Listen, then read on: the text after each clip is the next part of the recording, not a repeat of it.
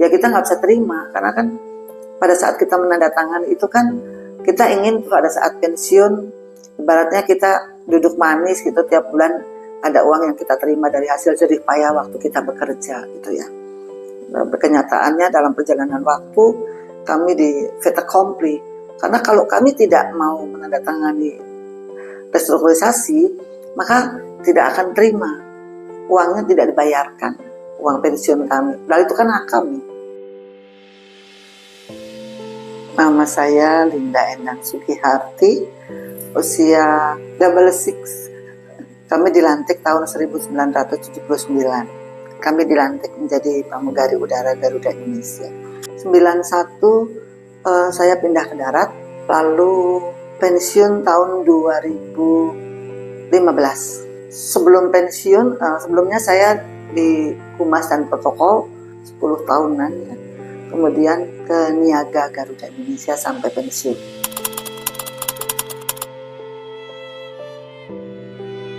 Paling berkesan adalah menolong penumpang melahirkan di dalam pesawat dari Jeddah.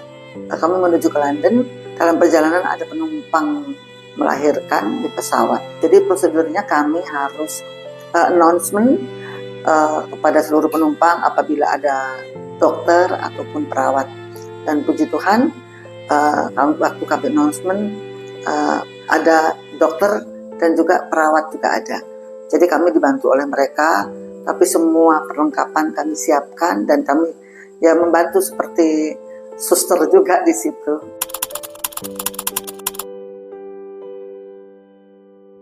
Pak Habibie waktu itu masih menjadi menteri ya, belum jadi presiden. Kebetulan beliau ulang tahun dan waktu airshow itu juga datang pesawat Concorde dari British Airways. Kan engine-nya itu kan Rolls Royce. Kami diundang dari Rolls Royce untuk ikut joy flight bersama Pak Habibie, Pak Faisal Tanjung waktu itu, Dirut Garuda, almarhum Bapak Supandi. Banyak penumpang undangan dan penumpang VIP yang join sama kami. Kami joy flight ke Christmas Island. Itu pengalaman paling tidak terlupakan karena saya bisa naik Concorde tanpa harus membayar. Hampir setiap tahun saya pasti ketemu presiden di tanggal 17 Agustus.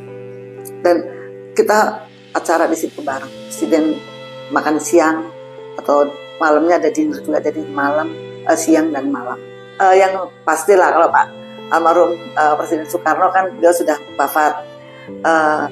Sampai Pak Joko Widodo pun saya sudah ketemu, walaupun saya sudah pensiun di acara yang lain yang dengan Pak Prabowo yang belum.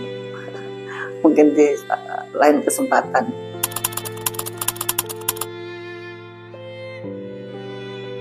Saat itu semua lancar. Uang pensiun kami itu diserahkan ke Jiwasraya untuk dikelola kan.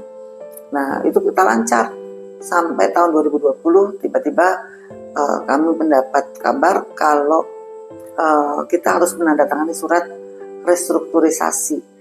Restrukturisasi itu di sini pilihannya yang sangat-sangat tidak manusiawi. Pilihannya ada 1, 2, 3, 4. Salah satunya adalah kalau kami mau terima seumur hidup, kita akan dipotong dari yang seharusnya kami terima, dipotong 70%. Kalau kita mau terima utuh seperti yang kami terima pada sebelum kami tanda tangan restrukturisasi itu, bisa, tapi waktu penerimaannya dikurangi.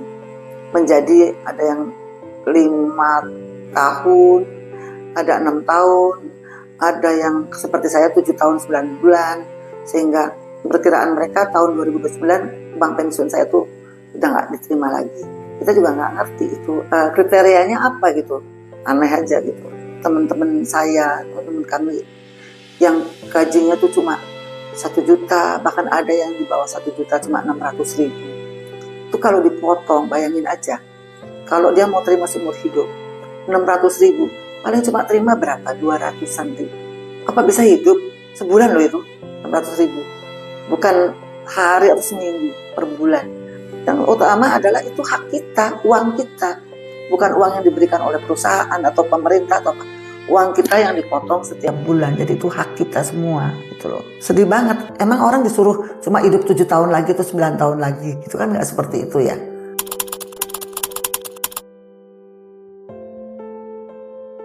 No, I have nothing plan at all.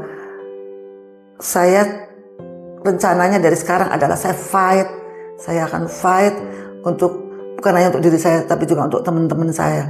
Kasihan sekali loh mereka, kami jumlahnya di atas 2000. Itu semua itu baru pensiunan Garuda loh, 2.800-an. So maaf ya. Terus saya ingat banyak teman-teman saya yang single parent, ada yang mereka betul-betul hidupnya tergantung dari uang pensiun itu. Dia tidak punya pekerjaan yang lain.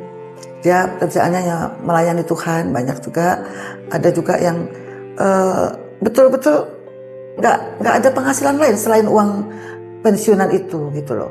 Jadi kok masa iya tega tuh pemerintah mau membunuh kita secara perlahan-lahan. Karena banyak yang stres dari sekarang. Jadi dari 2.800-an itu banyak yang sudah meninggal. Karena kan usianya bervariasi. Bahkan ada yang udah usianya di atas 80, sampai sekarang puji Tuhan masih hidup. Tapi kok ada yang juga yang udah di stop dari sekarang. Jadi satu dengan yang lain tidak ada yang sama. Kami itu cuma menghimbau kepada pemerintah, terutama Presiden Prabowo ya, dan juga mungkin Pak Purbaya sebagai Menteri Keuangan, bisa mempertimbangkan kami ini pensiunan, sudah aktivitasnya sudah nyaris tidak ada ya, terutama yang memang tidak ada side job lain setelah pensiun. Itu masa kita harus mengais-ngais atau minta kanan kiri? Ya tidak seperti itulah. Kita kan kepengen saat pensiun sudah tentrem, sudah enak.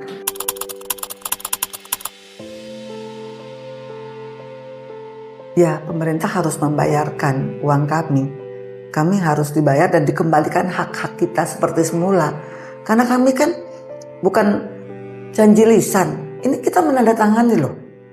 Ada sertifikatnya loh, kita menandatangani. Kita menandatangani bahwa kita akan terima seumur hidup. Jadi sampai kapanpun kami akan fight. Bukan sebagai pengurus saja, saya sebagai pribadi apalagi ya sebagai pengurus ya kami membantu teman-teman lah. Banyak karena yang juga gaptek istilahnya, yang sudah usia-usia banyak yang gaptek, yang tinggalnya juga tidak di Jakarta, banyak yang dari daerah. Itu kecil-kecil betul-betul. Banyak kok yang di bawah 1 juta per bulan, itu banyak. Jadi nggak tahu kok tega gitu loh. Juga mohon bantuan di Direktur Utama Garuda Indonesia untuk mensupport kami, perjuangan kami ini.